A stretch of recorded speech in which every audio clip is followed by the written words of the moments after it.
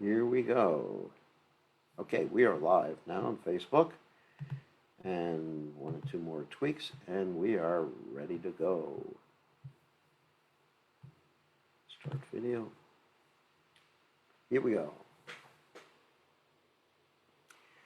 Okay, good to see everybody. So we're going to start our Nectar Devotion class. Let me just get everything started here. All this electronic doodads everywhere.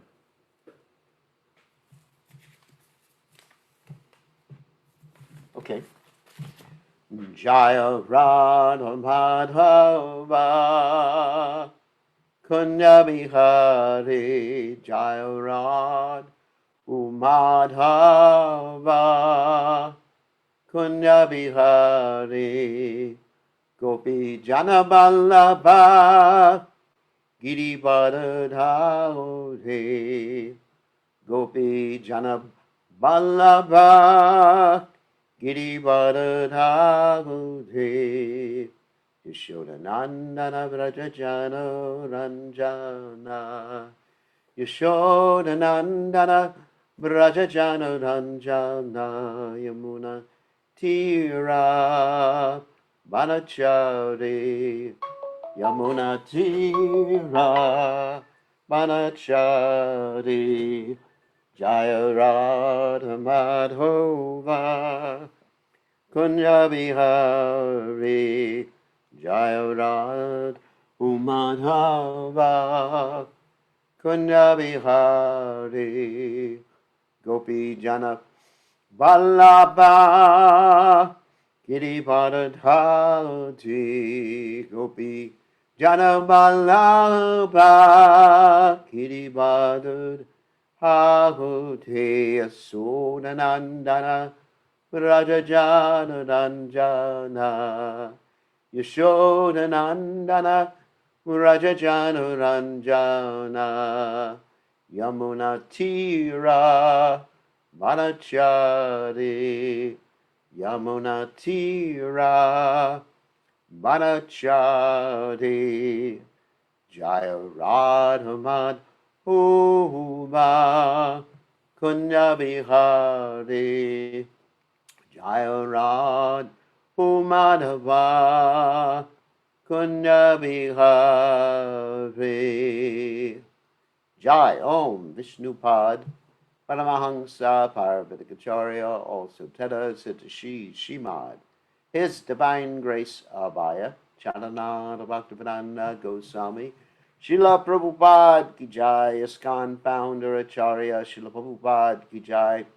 Anantakoti Vaishnava Vrinda Ki Jai, Namacharya Srila Haridas Thakur Ki Jai. Prem Kaho Shri Krishna Chaitanya Prabhu Nityananda Shidwaita Radha Siva Sri Gaur Bhakta Vrinda Ki Jai, Shri Shri Radha Krishna Gopi Govardhana Shyam Kund Radhakunda Giri Govardhan Ki Jai.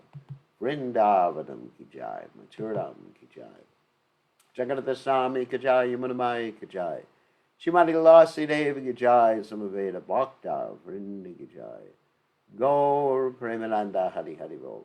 All glories he assembled devotees, all glories he assembled devotees, all glories he assembled devotees, all glories to Shri Guru and Gauranga Srila Prabhupada Ki Jai, Gaur Premananda Hari Hari Hari Bol. So, Namo Vishnu Padaya Krishna Prasthaya Bhutale Srimati Bhaktivedanta Swami Namani Namaste Saraswati Devi Gauravati Pacharani Nirvishesha Srinivati Paschatute Shatarni. So, Om Ganat Timadanda Shah Gananjana Shalakaya Chakshuram Meditam Yena Tasmai Shri Gurave Namaha. I offer my respectful obeisances unto the lotus feet of my spiritual master who so kindly opened my eyes with the torchlight of knowledge while I was blinded in the darkness of ignorance. Srila Prabhupada Ki Jai. So we're going to start with the Nectar of Devotion, and we're going to finish up this chapter about Krishna's qualities today and go on to the next chapter. And we're going to start with the best 4 qualities that Krishna has. But first we're going to chant the prayer from the Goswami Ashtaka about the 6 Goswamis of Vrindavan. And at the end of the class, I wanted to show you something very interesting that I do on the internet, and I think you'll all find it interesting and perhaps a little humorous. So, Nana Shastra Vicharanaika Nipano Sadharma Samstapako Lokanam Hitakarano Tribhuvane Manyo Sharanya Karo Radha Krishna Padara Vinda Bhajana Mandena Mattoliko Mande Rupa Sanatano Raguyago Shri Jiva Gopalako. I offer my respectful obeisances unto the six Goswamis, namely Sri Sanatan Goswami, Sri Rupa Goswami, Sri Raghunath Bhatta Goswami, Sri Raghunath Das Goswami, Sri Jiva Goswami, and Sri Gopal Bhatta Goswami, who are very expert in scrutinizingly studying all the revealed scriptures with the aim of establishing eternal religious principles for the benefit of all human beings. Thus they are honored all over the three worlds, and they are worth taking shelter of because they are absorbed in the mood of the gopis and are engaged in the transcendental loving service of Radha and Krishna. Okay, now we'll continue with our Nectar of Devotion study, and this is a really ecstatic part of this particular chapter. Let's share the screen right now.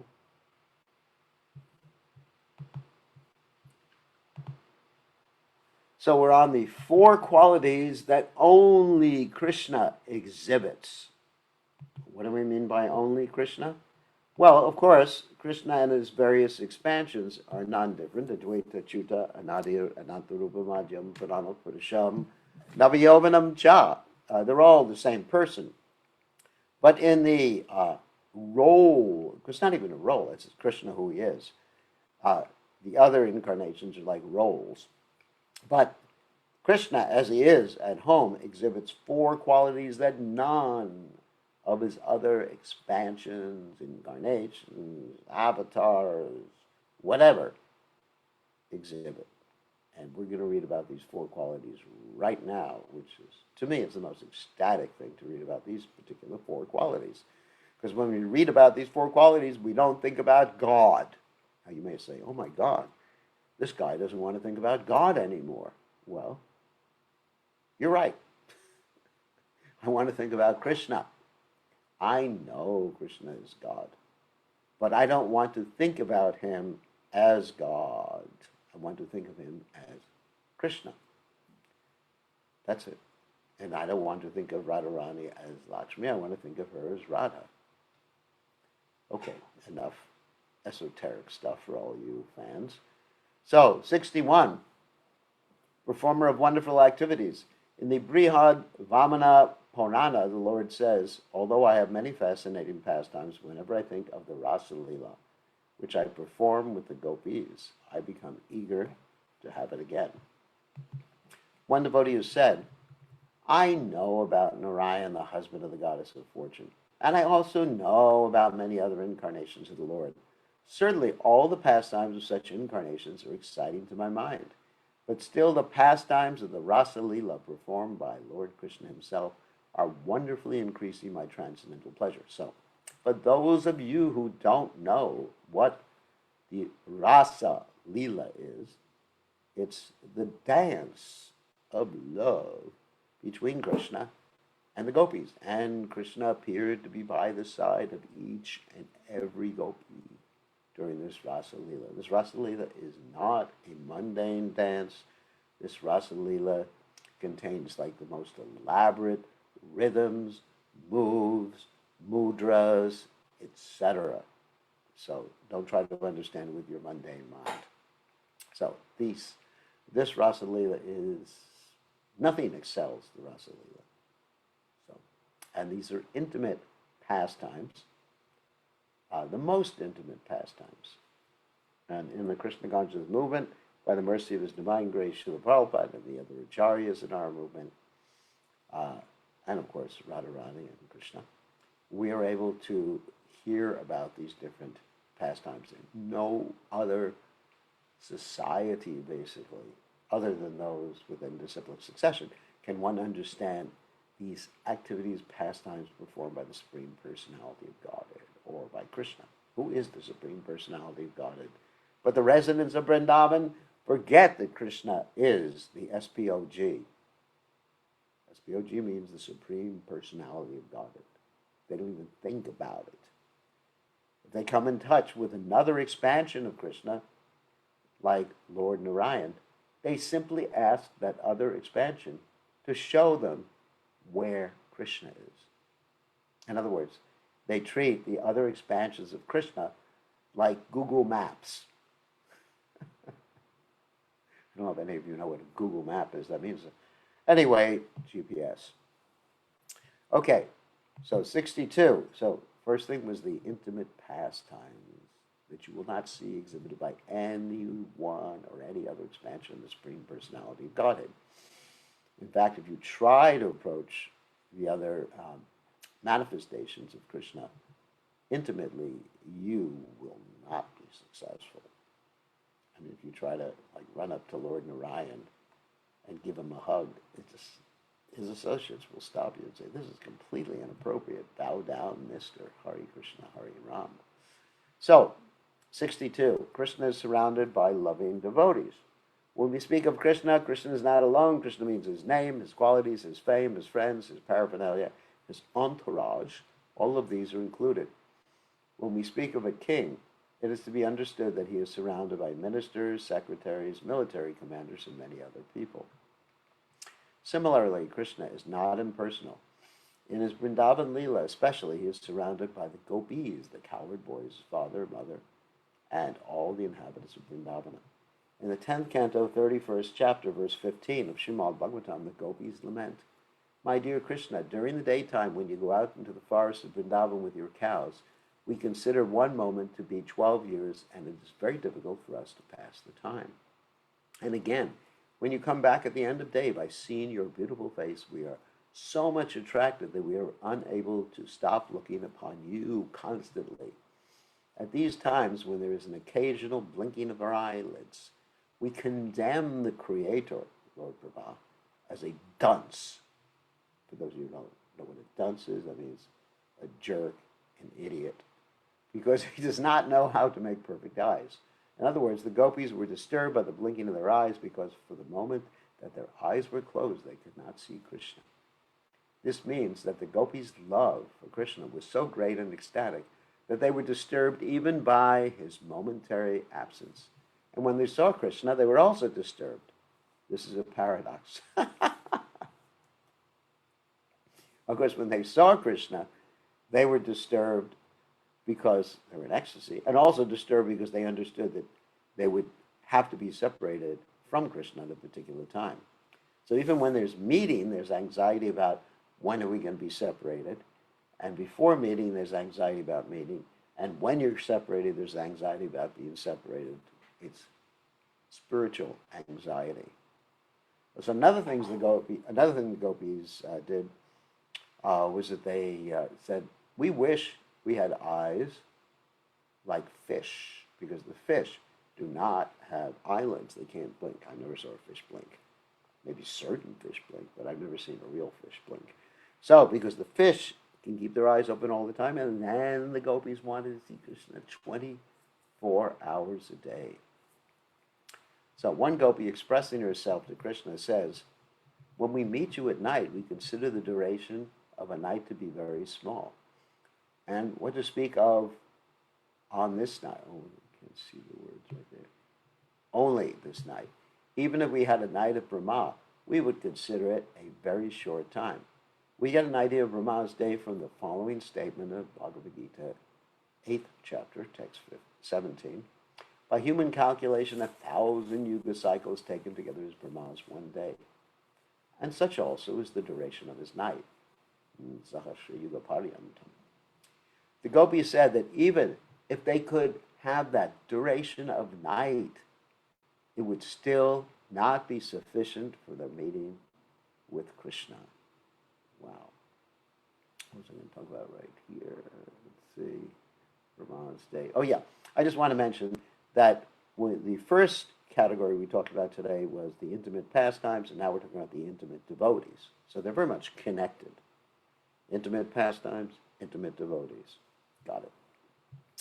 So 63 is Krishna's attractive flute. Now, right now, in our Bhagavatam class in the morning, we're talking about the Venu Gita, which is the Song of the Flute, which is the 21st chapter in the 10th canto of Srimad Bhagavatam.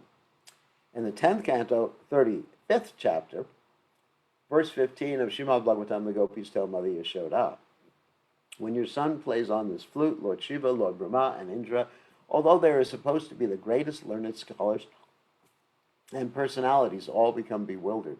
Although they are all very great personalities, by hearing the sound of Krishna's flute, they humbly bow down and become grave from studying the sound vibrating. In his book, Vidogna Madhava, Sri Rupa Goswami thus describes the vibration of Krishna's flute. The sound vibration created by the flute of Krishna wonderfully stopped Lord Shiva from playing his din-din drum, and the same flute has caused great sages like the four Kumaras to become disturbed in their meditation. It has caused Lord Brahma, who is sitting on the lotus flower for the creative function, to become astonished, and Anantadeva, who was calmly holding all the planets on his hood, was moving in this way and that due to the transcendental vibration from Krishna's flute, which penetrated through the covering of this universe and reached the spiritual sky. And of course, we do know that when Krishna played his flute, that the gopis, even though many of them were married with children, just dropped everything, said goodbye to their husbands, and just went to join Krishna in the forest. Or, if their husbands locked them up, that happened sometimes, they would leave their material body and go join Krishna in their spiritual bodies. And of course, this was the final purification. Feeling so much intense separation from Krishna that it causes one to become fully purified and basically leave one's body. So, Krishna, 64, Krishna's exquisite beauty. In the third canto, second chapter, verse 12, Srimad Bhagavatam, Uddhava tells Vidura, my dear sir, Krishna's form was most wonderful when he appeared on this planet and exhibited the potency of his internal energy. His wonderfully attractive form was present during his pastimes on this planet, and by his internal potency, he exhibited his opulences, which are striking to everyone. His personal beauty was so great that there was no necessity for his wearing ornaments on his body. In fact, instead of the ornaments beautifying Krishna, Krishna's beauty enhanced the ornaments. Regarding the attractiveness of Krishna's bodily beauty and the sound vibration of his flute in the 10th canto, 29th chapter, verse 40 of Srimad Bhagavatam, the gopis addressed Krishna as follows, although our attitude toward you resembles loving affairs with a paramour, we cannot but wonder at how no woman can maintain her chastity upon hearing the vibration from your flute. And not only women, but even strong-hearted men are subject to falling down from their position at the sound of your flute. In fact, we have seen that in Vrindavana, even the cows, the deer, the birds, the trees, everyone has been enchanted by the sweet vibration of your flute and the fascinating beauty of your person. In Rupa Goswami's Lalita Madhava, it is said, one day Krishna happened to see the shadow of his beautiful form reflected on the jeweled foreground. Upon seeing this bodily reflection, he expressed his feelings. Oh, how wonderful it is that I have never seen such a beautiful form. Although it is my own form, still like Radharani, I am trying to embrace this form and enjoy celestial bliss. This statement shows how Krishna and his shadow reflection are one and the same. There is no difference between Krishna and his shadow reflection, nor between Krishna and his picture. That is the transcendental position of Krishna. The above statements describe some of the wonderful reservoirs of pleasure within Krishna, as well as the transcendental qualities of his personality. The transcendental qualities of Krishna are compared to the ocean. No one can estimate the length and breadth of the ocean, but as one can understand the ocean's contents simply by testing one drop of it. So these statements will give us some understanding of Krishna's transcendental position and qualities.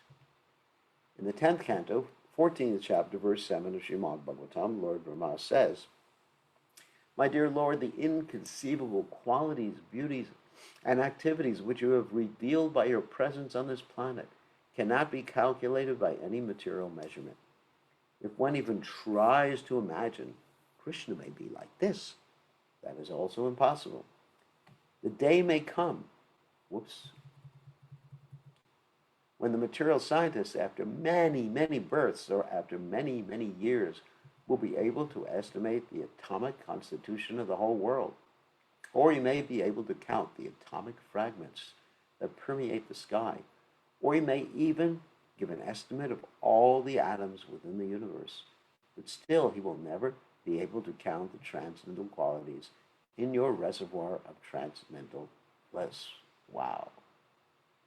Ecstatic, and that's the end of the chapter. Remember, there's 4 different qualities only Krishna has. The pastimes, loving devotees, flute, and beauty. You're all going to be tested on that. Those 4 qualities. You don't have to remember the other 60. They're important, but don't have to remember. 4 qualities. Those of you who are taking notes, remember, 4 qualities only Krishna in his original aspect manifests. Remember, intimate pastimes, intimate devotees. That's number 2. Got it?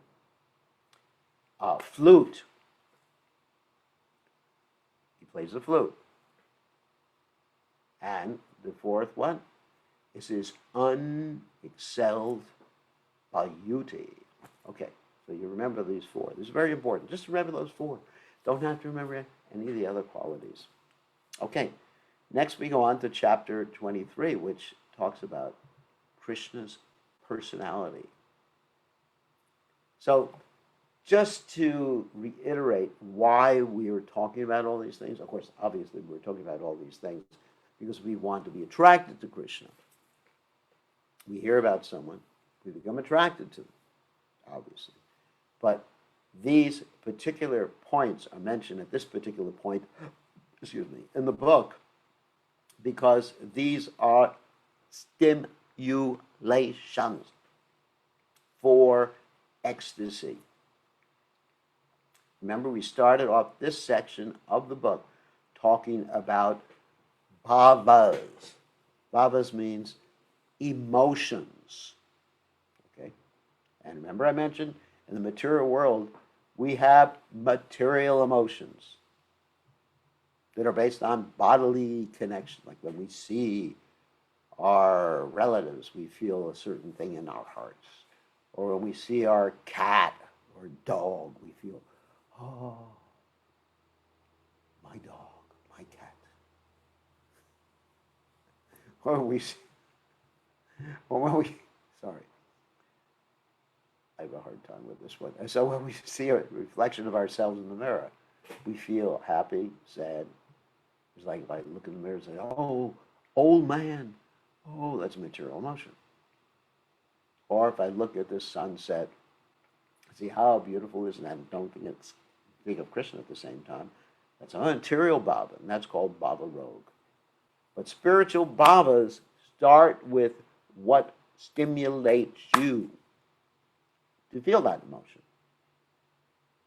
Just like if you like a particular type of food, let's say you like pizza, if you see a picture of a pizza, that's a stimulation.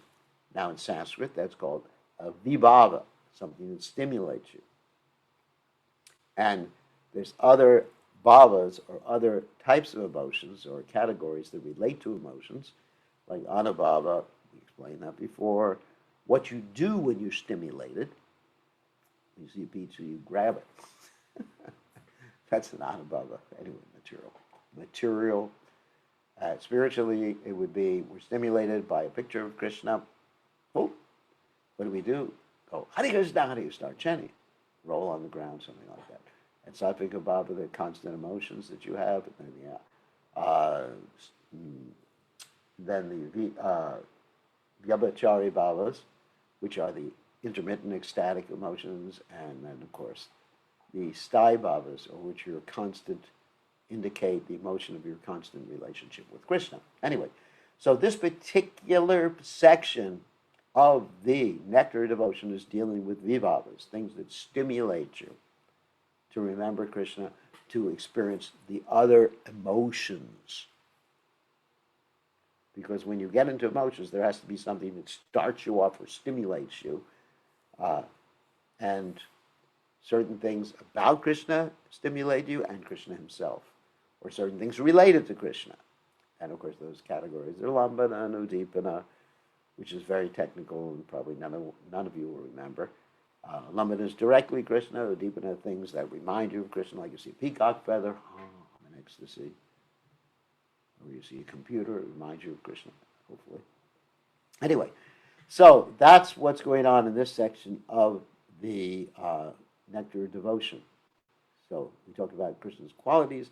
Now we're going to talk about his personality. And I know some of these things are repetitive, but these are what should stimulate you in Krishna consciousness to make you happy, put you in ecstasy, make you jump up and down, make you drool from the mouth. That's an Anubhava, of course. I remember there was one devotee, one of my godbrothers, Prabhupada gave him the name of Anubhavananda. Anubhavananda. And so that meant one who has the bliss of experiencing the Anubhavs, like in this devotee was a nice foam at the mouth. Anyway, so Krishna's personality. So this should stimulate you, this particular discussion. Certainly it stimulates my ecstasy when I read it. Srila Rupa Goswami states that although Lord Krishna is the reservoir of unlimited pleasure and the greatest leader of all, he is still dependent upon his devotees in three ways. According to the emotional status of the devotee, the Supreme Personality of Godhead is appreciated in three ways: as the most perfect, as very perfect, and as perfect. We're going to get to the understanding what that means. When he exhibits himself in fullness, he is appreciated by great learned scholars as most perfect. There's comparative and superlative. Anyway, so that's superlative.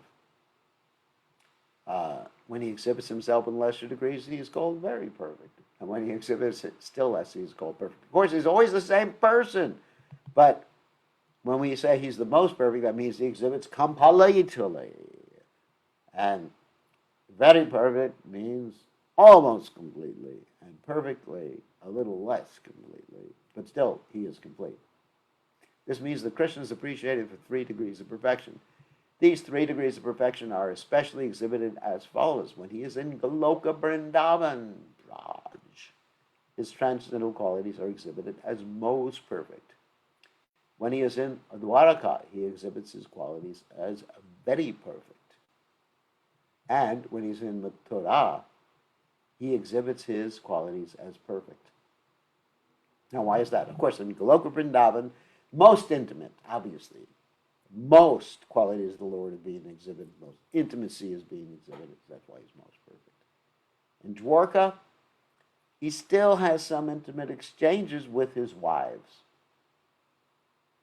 But generally, everybody's like awe and reverence. And in Mathura, even more awe and reverence. That's why in Dwarka, it's very perfect, and in Mathura, it's perfect. Although he's the same person. Krishna's personality is analyzed as Dhiro Gata, Dhira Lalita, Dhira Prashanta, and Dhiro Dhata. So the first Dhira or Dhiro is pronounced differently. Listen to this. Dhiro Data, Dhiro Dhata.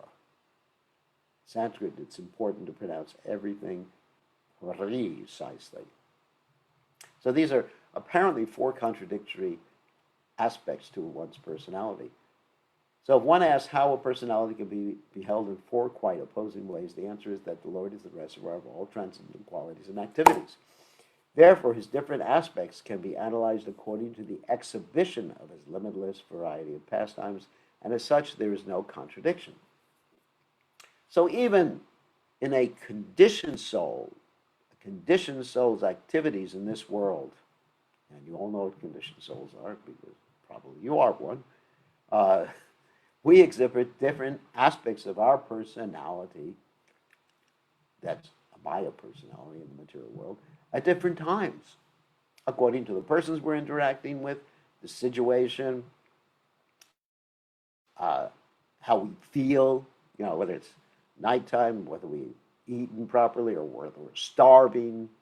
Of course, this is all mundane with us. So, but Krishna also has unlimited aspects to his personality. So here we're going to hear about 4 different main aspects of Krishna's personality.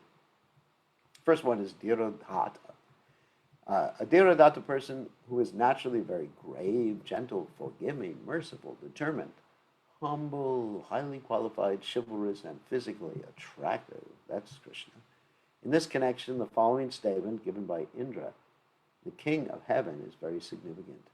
My dear Lord, I admit that I have committed great offenses unto you, but I cannot express my feelings of regret, being bewildered at seeing your extraordinary chivalrous spirit, your endeavor to protect your devotees, your determination, your steadiness in lifting the great hill of Govardhan, your beautiful bodily features, and your astonishing characteristic of being pleased simply by accepting the prayers of your devotees and offenders. The above statement by the King of Heaven is an exact corroboration of Krishna's being Dhirodhata. It's actually all the qualities are listed there. Many learned scholars have agreed to also accept Lord Ramachandra as Dhirodhata, but all of Lord Ramachandra's qualities are also included in the character of Lord Krishna, because Lord Ramachandra is an expansion of Krishna. He's Krishna himself. There's no difference yet. It's Krishna exhibiting less of his qualities in his various expansions and incarnations. But he is Krishna. And I'll prove it with this story. So I know you all like stories. So once upon a time, Krishna wanted to see Hanuman. And Hanuman is Lord Ramachandra's monkey serpent, or really like Kimpurusha, like a very strong human being. Looks not exactly like a monkey, but he looks very strong, like Rambo or something like that. I mean, not saying he looks like Rambo, but you get the idea. So anyway, so Krishna wanted to see Hanuman. And Hanuman had the ability to fly through the air, flying monkey. Why not? I've seen flying squirrels. Why not flying monkeys? So anyway, so he had the ability to fly through the air and do all sorts of wonderful things. So Krishna sent his bird carrier, Garuda, to get Hanuman. And Hanuman was in this place called Kimpurushaloka.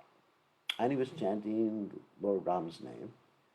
Ram, Ram, Sita, Ram, Sita, Ram, Ram, Ram, Sita, Ram, Sita, Ram, Raghupati, Raghava, Raja, Ram, Patita, Pavana, Sita, Ram. Anyway, so he was chanting, and Garuda went, and he said, Krishna wants to see you. And Hanuman said, no, I will only go if Lord Ram calls me. And Garuda said, you're coming back with me, whether you like it or not. And Hanuman just flicked his tail, and Garuda went just like tumbling all the way back to Krishna's lotus feet. And Krishna said, what happened, Garuda, Prabhu? Or not Prabhu, but Garuda. What happened? And Garuda said, yeah, this is what happened. Hanuman just abused me. And then Krishna laughed and he said, all right, you go back and tell him that Krishna, it's not Krishna who wants to see him, it's Lord Ram and Sita. And so Garuda flew back and he said, please don't hurt me this time. But Ram and Sita want to see you. And Hanuman said, yes. And he jumped. Boom, one jump. He went all the way back to where Krishna was. And Krishna had manifested himself at that time. This is the purpose of my telling the story. Krishna had manifested himself at that time as Lord Ram. And he had Rukmini manifest herself as Sita Devi, and Hanuman was very happy. So this shows that Krishna can expand or manifest himself or act the part of Lord Ram. So there's no difference. Advaita Chuta, Ananturupamadhyam Purana Purusham, Navayovanam Cha, Vedeshu Durlabhamadurlabhamatma Bhakto, Govindamani Purusham Tanaham Shami Hart. So here's another quality of Krishna. Really nice. Dira Lalita, I like this one. This is actually my favorite quality. A person is called Dira Lalita if he is naturally very funny, always in full youthfulness, expert in joking, and free from all anxieties. This is my favorite. Such a Dira Lalita personality is generally found to be domesticated and very submissive to his lover. I like that because Krishna listens to Radha. This Dira Lalita trait, some of the other traits, Krishna doesn't actually behave so nicely with Radharani, but Dira Lalita, he does. This Dira Lalita trait in the personality of Krishna is described by Yagya Patni, the wife of one of the Brahmanas who performing sacrifices in Vrindavan. She tells her friends one day Srimati Radharani, accompanied by her associates, was taking rest in her garden, and at that time Lord Krishna arrived in that assembly. After sitting down, he began to narrate very impudently about his previous night's pastimes with Radharani. While he was speaking in that way, Radharani became very embarrassed. She was feeling ashamed and was absorbed in thought, and Krishna took the opportunity to mark her breasts with different kinds of tilak. Krishna proved himself to be very expert in that art. In this way, Krishna, as Dira Lalita, was enjoying his youthful proclivities in the company of the gopis. Generally, those who are expert in writing drama choose to call Cupid the ideal Dira Lalita, but we can more perfectly find in the personality of Krishna all the characteristics of Dira Lalita. Pretty amazing. Can you imagine God like that? Now, here's another quality, and I like this quality too. But Dira Lalita is my favorite quality. Dira Prashanta. A person who is very peaceful, forbearing, considerate, and obliging is called Dira Prashanta. This Dira Prashanta trait of Krishna was exhibited in his dealings with the Pandavas. On account of the Pandavas' faithful devotion to the Lord, he agreed to become their charioteer, their advisor, their friend, their messenger, and sometimes their bodyguard. Such is an example, the result of devotional service toward Vishnu. When Krishna was speaking to Maharaj Yudhisthira about religious principles, he demonstrated himself to be a great learned scholar, but because he accepted the position of a younger cousin to Yudhisthira, he was speaking in a very gentle tone, which enhanced his beautiful bodily features. The movements of his eyes and the mode of his speech proved that he was very, very expert in giving moral instruction. Sometimes Maharaj Yudhisthira is also accepted by learned scholars as Dira Prashanta. And the last one is Diro Thota. And it really sounds like what it is. Diro Thota. A person, this is a funny one too. A person who is very envious, proud, easily angered, restless, and complacent is called Dhirodhata by learned scholars. Such qualities were visible in the character of Lord Krishna because when he was writing a letter to Kalyavana, Krishna addressed him as a sinful frog. In his letter, Krishna advised Kalyavana that he should immediately go and find some dark well for his residence because there was a black snake named Krishna who was very eager to devour all such sinful frogs. Krishna reminded Kalyavana that he could turn all the universes to ashes simply by looking at them. The above statement by Krishna seems apparently to be of an envious nature, but according to different pastimes, places, and times, this quality is accepted as a great characteristic. Krishna's Dhirodhata qualities have been accepted as great because Krishna uses them only to protect his devotees.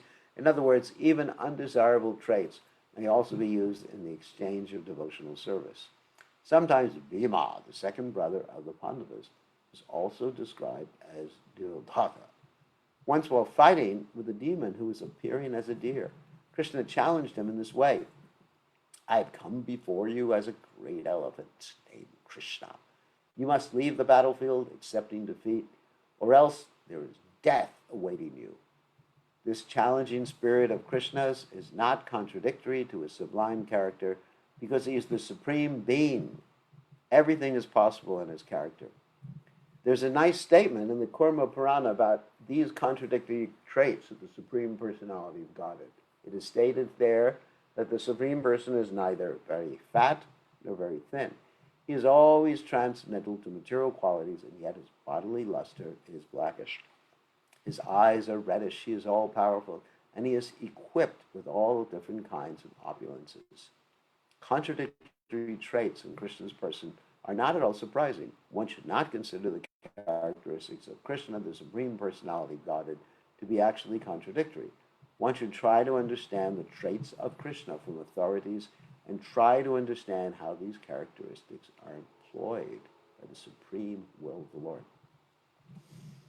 In the Mahabharata Purana, it is confirmed that the transcendental bodies of the Supreme Personality of Godhead and his expansions are all existing eternally. Such bodies are never material, they are completely spiritual and full of knowledge. They are reservoirs of all transcendental qualities. In the Vishnu Yamala Tantra, there's a statement that because the personality of Godhead and his bodies are always full of knowledge, bliss, and eternity, they're always free from the 18 kinds of material contaminations. Remember, these are the material contaminations. And see which ones you are subjected to. Illusion, in other words. You think you're the body. You think that you're a member of a particular family. Fatigue, oh, I'm tired. Errors, made a mistake. Roughness, I guess you understand that. Material, lust.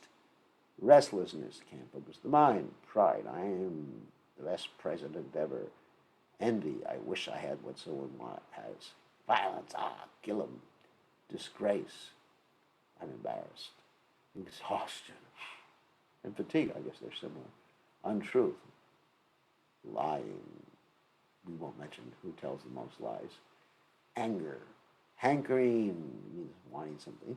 Dependence on someone else. Desire to lord it over the universe. Seeing duality. Duality and cheating. Seeing duality means to see things separate from Krishna, or just simply be enamored by the duality of this material world, happiness and distress, and cheating.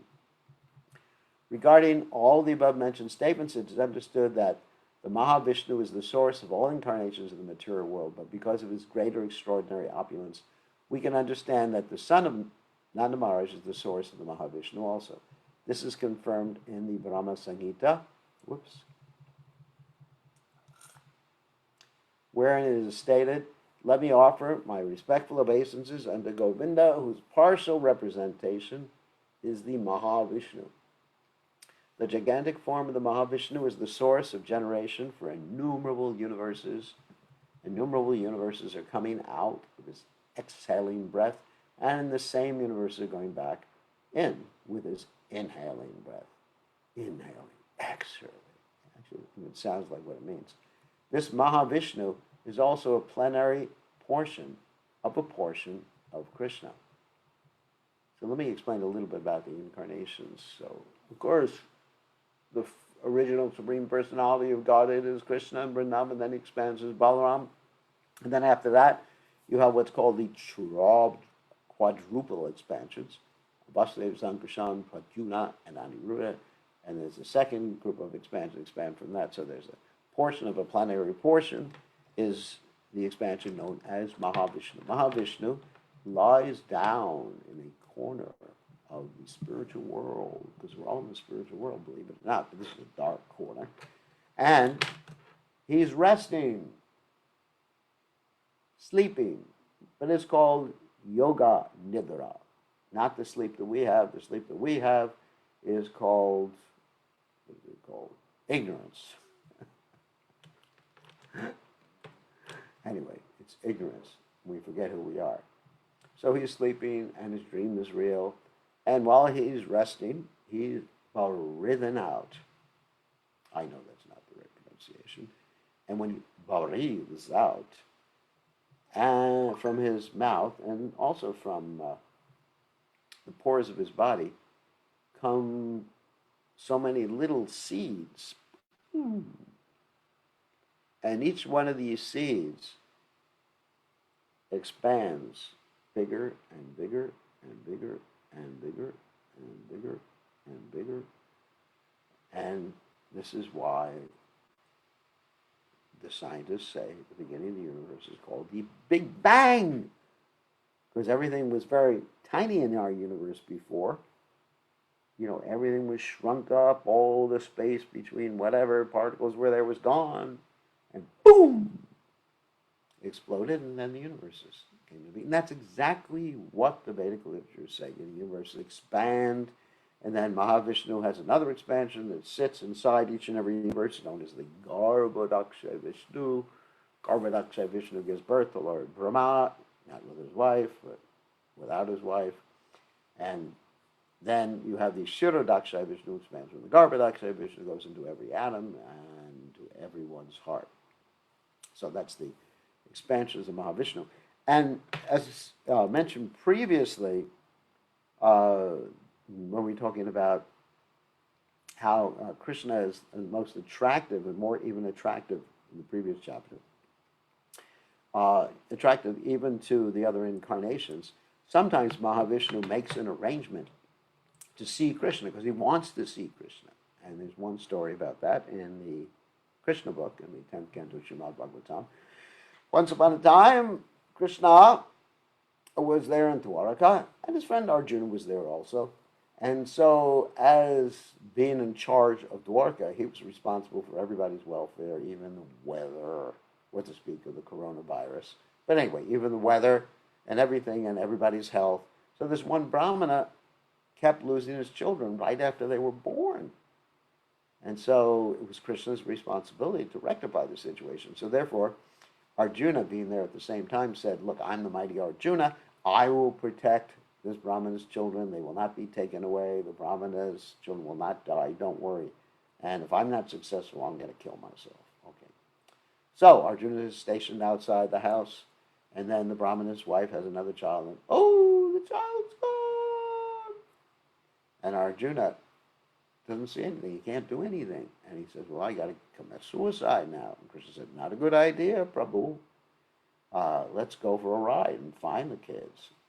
So he takes Arjuna on his chariot. It's like a super, super duper rocket ship. It goes unlimited speed, faster than the speed of the mind, like that warp speed. No, warp speed is slow compared to this. Anyway, so and then they pierce through all the coverings of the material universe. Earth, water, fire, air, ether, and intelligence flows and go, and then it's extremely bright because the Brahma Jyoti is there. And Krishna arrives, and Mahavishnu said, I kept taking these kids. Why? Because I wanted to see you, Krishna. So that is amazing how Krishna can expand himself. He's the same person. And his expansions, they sometimes act as if they didn't know what Krishna was doing. This is simply amazing. And that's why we say Krishna's God. Krishna's qualities are so unlimited that even Krishna can't measure his own qualities. In the case of Krishna's expansion, Anantasesh, who has basically unlimited mouths and tongues, he is glorifying Krishna, trying to measure the extent of Krishna's glories, and Krishna's glories are expanding unlimitedly at every unlimited second. That's the nature of God. If it wasn't so, then we couldn't say that Krishna is God. So tomorrow we're going to talk about the further traits of Sri Krishna in the 24th chapter of Nectar Devotion. We're actually making quite a bit of progress here. Yeah, quite a bit of progress. Of course, it gets really philosophical later on, but it's so much nectar when you start dealing with the rasas, not rasas, and the mixtures of the rasas. I'm really looking forward to going through this last portion of the Nectar Devotion. So let's take some questions now. Hold on a second. You are now officially allowed to unmute yourselves. Okay, go ahead. Unmute yourselves, Prabhus. Hare Krishna, Gurudev. Yes, Rishikesh. Yes, Gurudev. My voice is Gurudev. My question is, Gurudev, this when Krishna, when gopis saw Krishna, they blame Brahma, of drinking. But the same Krishna was seen by others also, uh, Yeah. like in Hastinapur, but they didn't have that kind of feeling. So what it takes to have that kind of attraction? It looks like it's just not the beauty, something else too. What it takes? You have to be a gopi. The coward boys didn't say that. Even in Vrindavan, the coward boys didn't curse Lord Brahma. Mother Yashoda didn't curse Lord Brahma. But the gopis love. The gopis So it's love actually for is Krishna. love. It's basically the love factor Yes, it's the that love. attracts. It's the gopis' love. It's not only the qualities of Krishna himself, but the gopis' love for Krishna is unexcelled. Uh-huh. You see, only the gopis have that sort of love where they're willing to curse Lord Brahma. Because cursing Lord Brahma means committing an offense. The gopis are willing to go to hell to please Krishna. Like that story about Krishna's headache. The gopis were willing to give the dust from their feet to cure Krishna's headache, even though they were aware that it would send them to hell, because they simply wanted to please Krishna. And no one else had that love for Krishna that the gopis had. You cannot compare any other devotee's love to the gopis' love,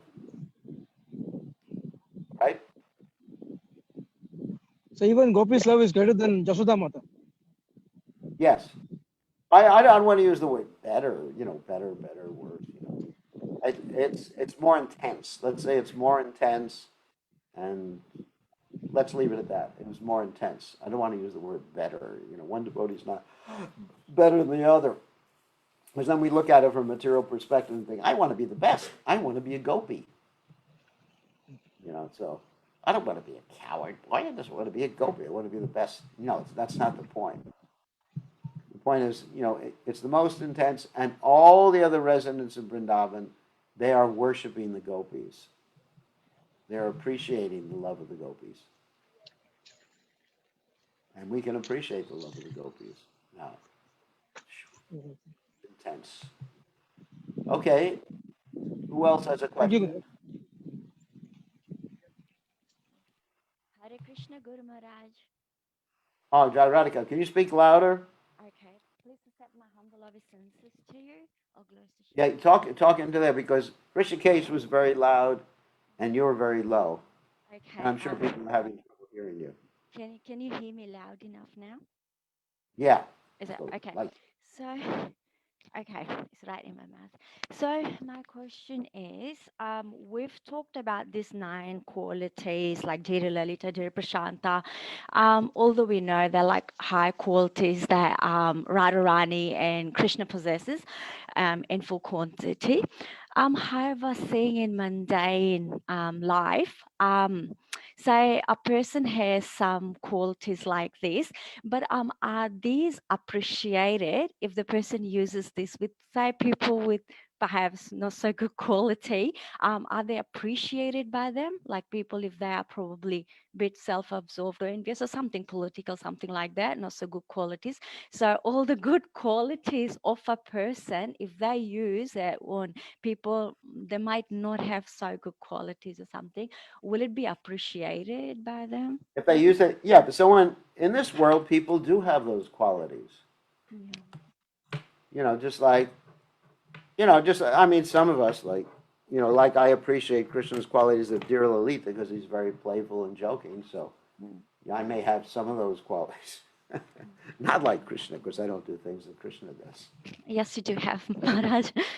That would be bad. But I mean, certainly I would say that we all exhibit a certain amount of one of those qualities or several of those qualities in different circumstances. Yeah. And if we use them in Krishna's service, then it's very nice. I mean, people can be very serious. Of course, uh, Virodhata, I don't know. That would be hard to try to. I guess you could engage in Krishna's service by being a Kshatriya or something like that. Being haughty and proud Yeah. and jealous and things like that. I mean, but it's all right. Yes, yes, we can use these qualities in Krishna's service, Okay.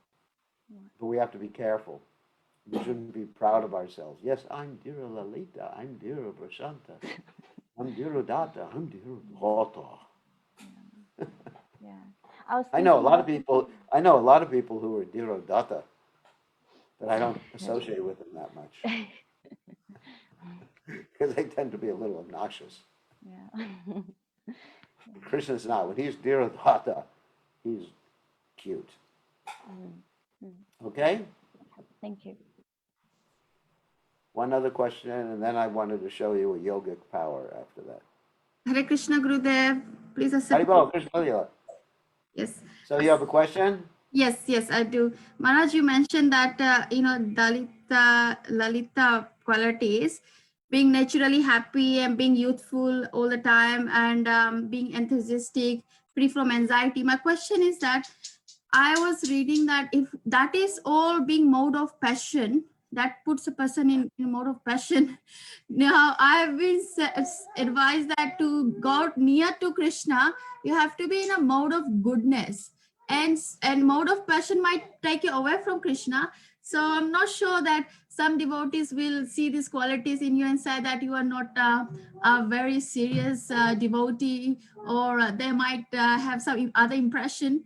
What is correct? No, that those qualities are not mode of passion. First of all, if you use something for Krishna, then it becomes Shuddha Sattva. Prabhupada would joke around sometimes too. I mean, there's so many stories of how Prabhupada would really be playful with the devotees. So that doesn't mean he's a mode of passion. Mode of passion basically means we want to enjoy something in this world. That's the quality of the mode of passion.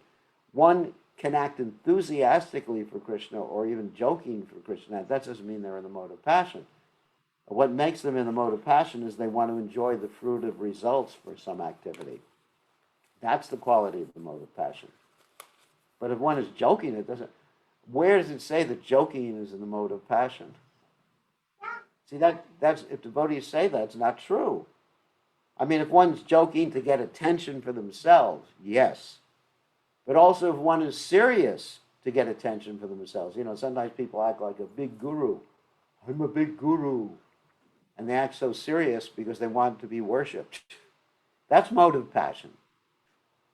So you really, what makes something mode of passion is the desire for fruitive result or profit, what we call profit adoration distinction. It's not necessarily the external qualities. Of course, obviously, if someone is haughty and proud and jealous, those aren't exactly mode of goodness qualities. Those are definitely like ignorant qualities. But Dira Lalita, I mean, look at Madhu Mangal. Madhu Mangal, Krishna's great devotee friend, certainly is not in the mode of passion, and he's always playful, and he's joking all the time, and he's putting on different acts, and he's giving Krishna a hard time too. Like one time, Madhu Mangal was asked by Yashodamai why Krishna was coming back so late from pasturing the cows. And Madhu Mangal said to Yashodamai, it's because he was looking at all the girls. And Krishna turns to Madhu Mangal and he says, why doesn't this guy shut up? So you got these qualities exhibited by other devotees too. So, yes, we should be joyful. And why should we take ourselves so seriously? We take Krishna consciousness seriously. But humor, according to one's personality, can be used to teach and instruct people in Krishna consciousness. If one learns to laugh sufficiently, people won't be so sick if they take themselves seriously. People just always. I mean, so many. If you read Rupa Goswami's plays, like Lalita Madhava, there's so much humor in there that you have to laugh. So, anyway, that's explaining Dira Lalita, which I like as my favorite of the four qualities. Dhirodatta is interesting too because it is humorous, not for me to exhibit. It's humorous for Krishna to exhibit. That's the point. So anyway, so that's my explanation. Thank you, Maharaj. Okay. Sometimes we get really enthusiastic about serving, and I see other devotees, they're very serious, and I question myself.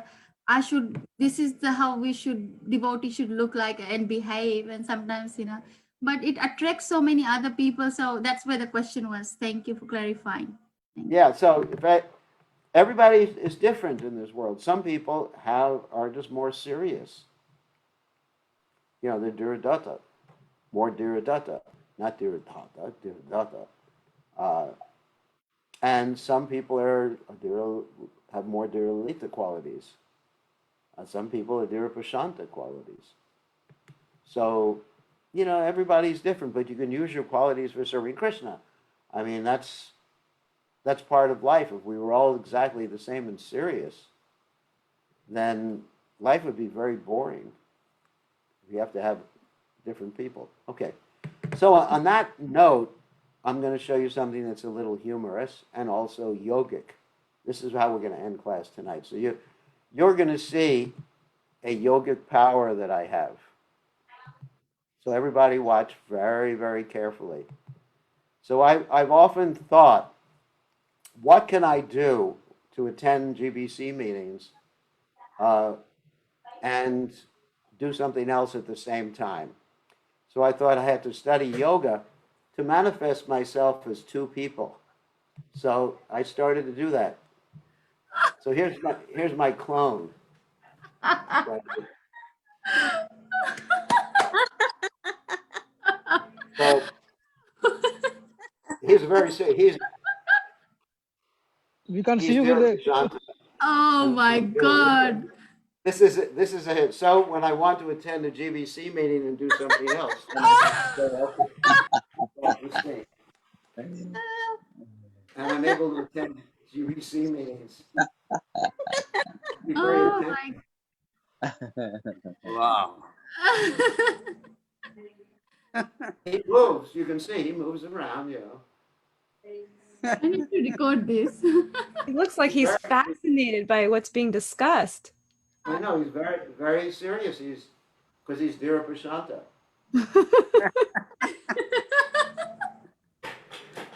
So we have to see. There's two of us. Okay, I gotta get rid of him. He's causing too much trouble right now.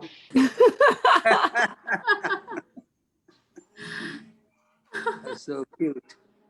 So those of you in the business field, I'll give you lessons on how to attend meetings. Yeah, I was just thinking that. That's a mundane meeting. Mundane meeting. We put that guy. You can attend meetings and how everyone think you're attentive without being attentive. Actually, there's a trick in doing that, and I'll give lessons. I can't let you know the trick right now. Okay. You I'll are not have you amazing. know. We'll see everybody tomorrow. All glories to His divine grace. Shiva Prabhupada. Shiva Prabhupada. Krishna Goswami Maharaj.